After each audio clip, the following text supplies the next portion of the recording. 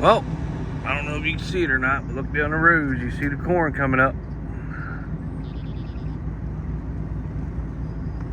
Good feeling that it's coming up. It is Monday and it is chilly this morning. It's like 40 degrees. Had that little rain shower yesterday, so it must have got a little cold spell in here, but chilly this morning, but the corn's coming. Good to see it coming up. That was the first corn that I planted. So, what was that, about 8 days ago, 7, 8 days ago? So we got like a tenth of rain last night, just real easy, like 5-hour rain. Just, it was like a mist, so. Good, good, good. Corn's up. It's supposed to be warm from here on out. Good morning. I am out here getting the sprayer emptied out. I had a little bit of Roundup 2,4-D, so came back over a spot. I didn't have but like 25 gallons on here, but I didn't want to waste it, so I hid some of this grass again out in this field. We're going to put soybeans in probably. So it is Tuesday morning. I'm getting ready to get her cleaned out and changed over for a fungicide on wheat. And then I'm going to get the planter out and get it filled up with fertilizer, greased, put all clear in this with water and just let her sit for a day, let her soak. I'm going to grease the bearings on the spreader, pull her out of the way.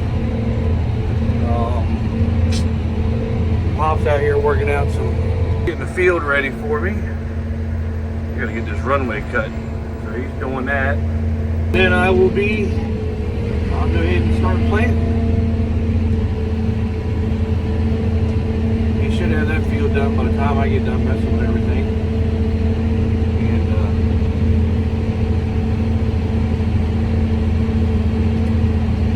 And just cruising along. Should have that field done by the time I get done doing everything I got to do, and then I'll plant it. And he'll be working on this long field beside the runway. I'll get that planted. I do got about 50, 60 acres of corn that's up that I planted earlier. 40 acres, 48 or something like that. It's up, looks good. And we've had a couple cold mornings, but it's only like that far above the ground. So it'll be alright. It's just starting to perk through. So that's good. I'm going to go out and I haven't walked it yet, even though I set the planter and got my shut off times right. You know, you're dig. You can never get it. Doesn't seem like you can never get it right. Sometimes you dig, don't find no seed. Sometimes you dig, find seed. It's just how it is. I don't know. But I'm going to go out here, always waiting for the first field to come up, check it. So every field I planted, I've got out and dug and looked. And I mean, it looks right how you want it, but you never really know till you get out here and actually see it come up. So, but that's the plan for today anyway. I haven't videoed much. We've been busy. And so yeah, just plan for today. I am back to planting again. I got Pop over there, he's working on the next field.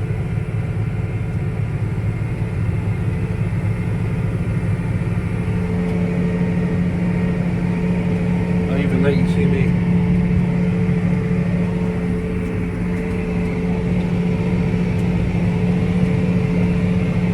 It was nice, it was a little cool this morning. I think they're talking about just a little shower, chance of a little shower tomorrow. It's supposed to be cool tomorrow morning, next day, and then it's getting warm. It's crazy. The weather just don't know what to do. One day it wants to be 80, one day it wants to be 60. And I know 60 is warm, but when you put it up against one of the 80 days we've had, it's a big difference. But I do have corn up. I'm going to show you that on this video whenever I get out. I got some other things I can only plant for a little while, and then I got to go do some other stuff, and then I'll come back and plant, and then I'll go do some other stuff.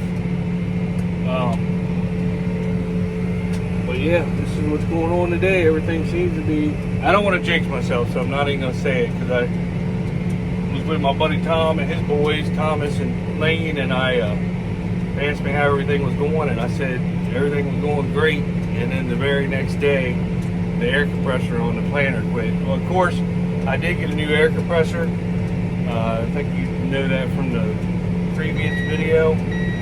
And I'm going to keep it because it's always nice to have a spare around. But it wasn't actually air compressor. I unplugged everything on the planter, sprayed it with connector cleaner, plugged it back in, everything worked. So it must have just been a little dirt or dust or something that got in it.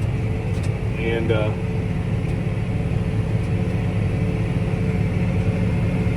but yeah, I hear everybody talking about the prices, and Wes was on here earlier, one lonely farmer talking about it, Cold Corn Star. You know, our thing is like, what are you going to do, not plant? We have been talking about cutting back on our corn acres and just putting beans in because you don't have the expense. But nobody really knows what's going on. I mean, you might have a drought somewhere in the country and it makes the prices go back up. So we're just going to do what we normally do and hope it all works out. If not, like every other year, you got to deal with it, deal with the government. Nobody wants you to make money. And I don't know how the prices are sky high now. I think they're fixing the market because Ukraine is a big exporter of everything, and how are they even farming or doing anything when they got bombs dropping everywhere? So I think it's a big manipulation going on. Not with other governments, but our own government to hurt us, because like Wes said that time, we didn't vote for Biden, so he wants to hurt the farmers, which whatever. So as long as the election ain't corrupt like it was last time, I think Biden would be out of there. But they got away with it last time, so who's to say they won't get it away this time? I think if they do it this time, the American people need to step up and say this is enough, because, man, I don't know about you all, if you're Democrats or Republicans, and I've been trying to not be political on here, but you can't do 4 more years of the way it is. Every American will go broke. Every American will go broke, and they're letting us go broke, and they just sent $60 billion more to Ukraine. Oh. Well, she got on her line, but she didn't chirp. Sending $60 more to Ukraine and $40 billion to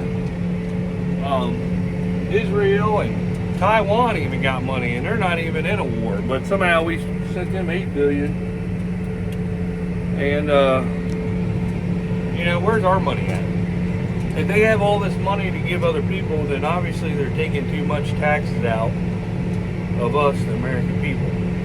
Give us our money back. I could use, you know, thousands of dollars a week, and they're giving billions away. And I don't know who votes these people in to do this, but God, aren't you just sick of it? Aren't you sick of being broke and paying $4 a gallon gas? You go to McDonald's, one person, it's $15 for a meal. I mean, aren't you all tired of it? This isn't a Republican or a Democrat question. This is just an American question.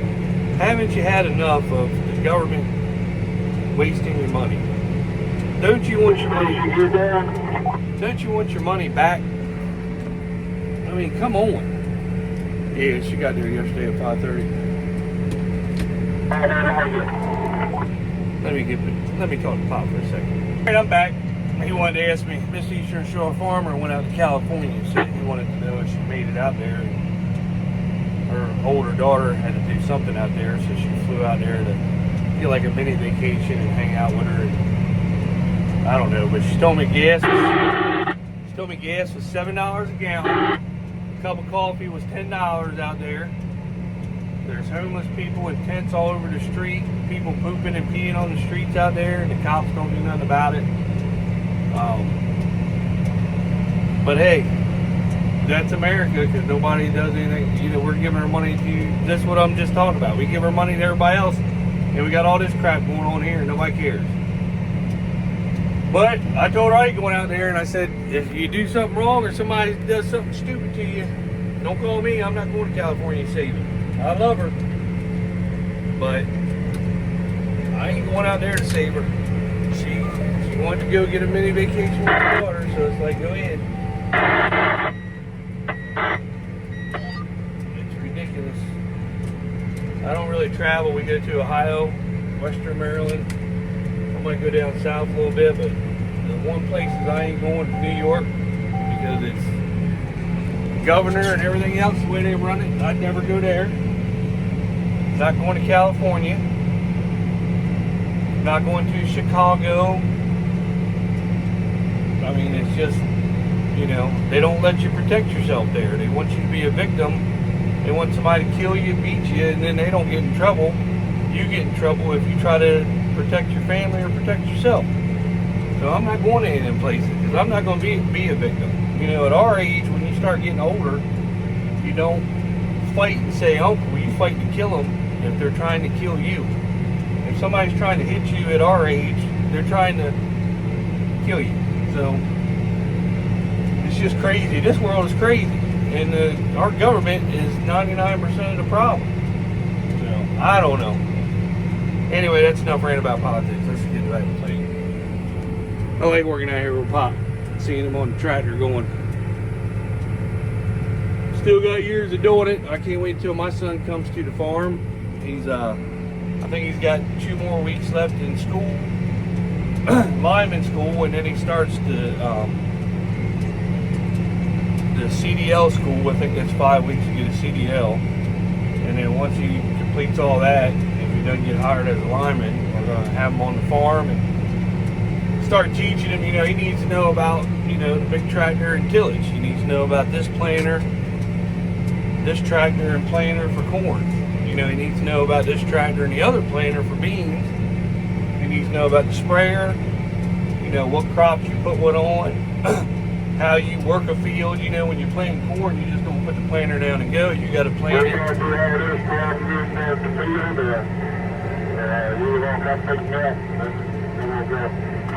You got to, you know how to plant corn, so you know how to cut it with the combine. You know, spray it and what kind of chemical you use for this and this and this. So he's going to start learning. It's good. I got a lot of teaching to do. A lot of time I'm going to have invested, but it's smart because he's the future. So anyway, I got to answer him. I'll be back with you. And a lot of these videos I like doing because he can go back and look and see how I did it. And it's part of an education thing for him. You know, if something happens to me and I'm not here to answer questions, he can say, scroll back through video. Oh, okay, that's how he did it. If he doesn't have anybody that'll help him. So, I don't know. We'll see. Good evening. It is Tuesday. I'm trying to get you guys a video out. I put them out Wednesdays and Sundays. So, I just got back from spreading. That's pretty much what I do all day now. And Derek gets the ground ready for me, and then I come plant at nighttime. I did plant some earlier. Had a little break. So, back to planting. So I got a 40-acre field. I had done the inroads before I left, and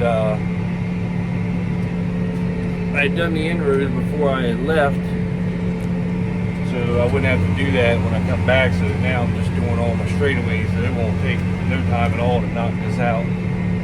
The inroads are the biggest part of it.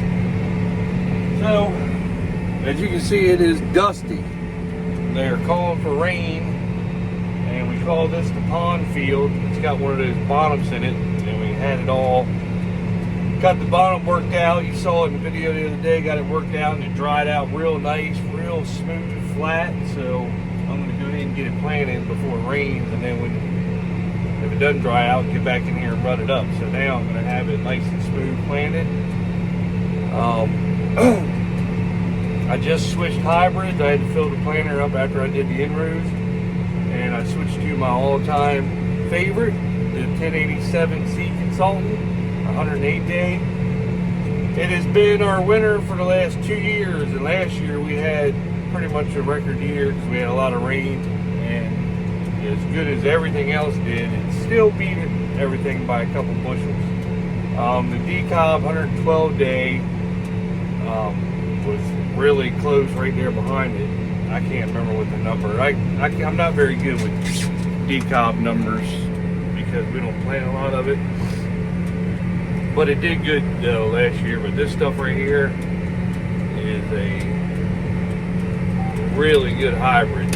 And one of my friends, one of the Meredith brothers, said that I talked him into it. He bought some he's going to plant this year. So good for him. Hopefully it does good for him as it does for us.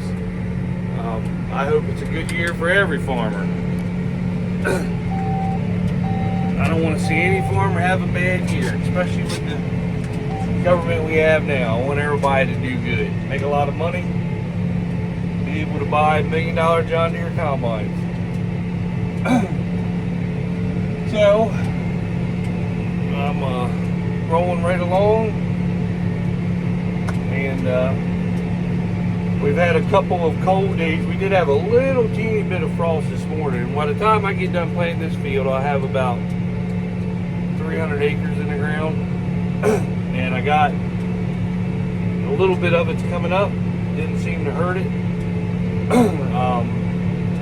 It seemed like the ground was warmer, so the corn didn't get affected by it because it was just a mild frost where you can take your finger across the window and get it off. It wasn't one of these hard ones, but it's a little chilly outside now. I think tomorrow morning, next morning is going to be the coldest, and it's going to warm back up. I don't know if it's going to be frost cold because they're calling for rain around 5 or 6 o'clock in the morning. That's why I'm trying to get this done. So, but it is what it is, you know. Corn's going in the ground. I like getting corn in, at least half of it in, or in this case, quarter of it in early. And because I think it does better. Looking back on our last 4 years of data, everything we've got in the ground early is out yielded the end of April and May stuff by 30-40 bushels an acre. So that adds up big time when you cover the acres. So a lot of people don't like doing it, but you know, I don't tell anybody else how to farm, so I just do it the way I want to do it. I think it does better. One year we did it, we did have a little bit of frost damage. The corn got up pretty good and we had a late frost, but the growing point was still under the ground, so corn came right back and still yielded good, so didn't have an issue there. I know a lot of people, you know, probably look at us like, what are they going so hard for? I mean, it's just what I like to do. I don't say anything about them going late, so you know, I'm just out here doing my thing. I don't bother anybody or mess with anybody, so you all do your thing, I'll do mine, because I got the data to back it up that it yields very well when you get it in. It pollinates way before you get that real hot summer dry heat. I don't know, it just does good, so it does better. So everybody do what they do, I do what I do. I got the data to back it up. So anyway, I'm going to get this field knocked out. It is, let me switch my population. I'm on a little bit of a sand hill. So on this sand hill, I plant like right around 27.5, 28, and then I switch it back up to 32.5 is what we plant normally. 32, 32.5, something like that. And it just seems like the sand hills do a lot better when you back it off a little bit.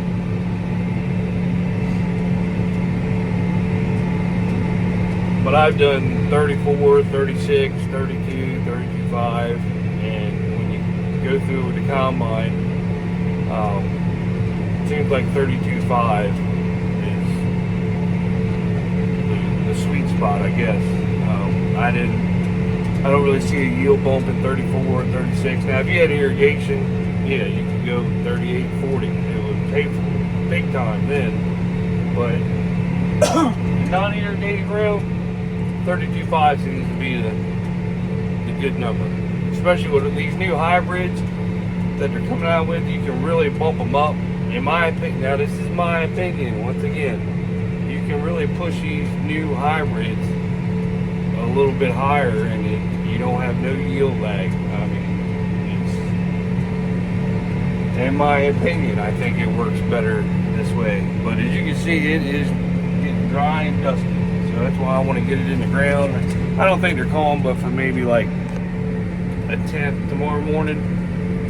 So I think it'll all work out pretty good anyway. Let's see, other than that, I see a lot of people around here planting now though. A lot of planters are rolling that I saw. And I think that's pretty smart. Well, maybe, I've only seen a couple guys around here, but 15 minutes down the road when you get towards like Pocomoke, Virginia, them boys, when I was down there the other day spreading, they were rolling, they were really rolling it. See, look, I forgot to put the planter down. See, you got to see the mess up. I had to back up. Good thing I didn't go for like 5 feet before I realized it. Get talking on here, who knows what happened. Here, instead of looking at me, look at that.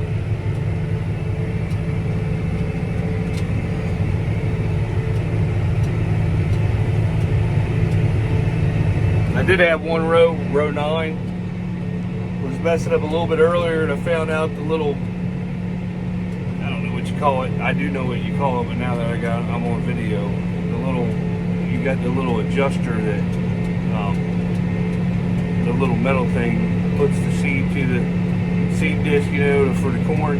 I forget what you call it now that I'm on here. It was just one notch off. It's got three notches on there, and it was one notch off, and I kept thinking like, what? And I looked at it, and it was, all the other ones are on 2, and that one was on 3, and it changed my population back.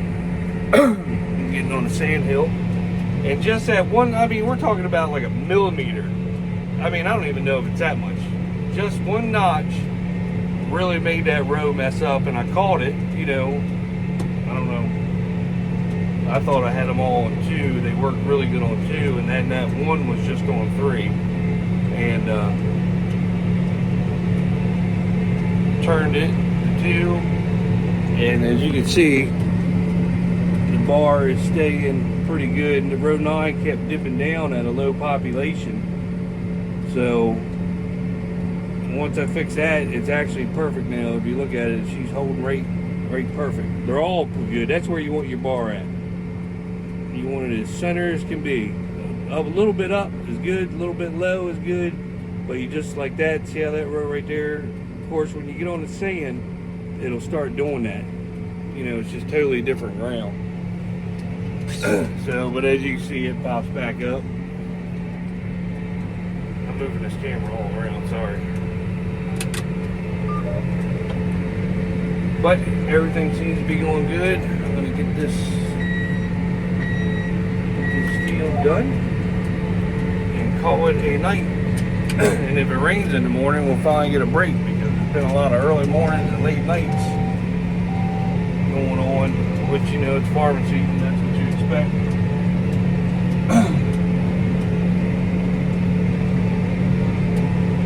I love playing at night.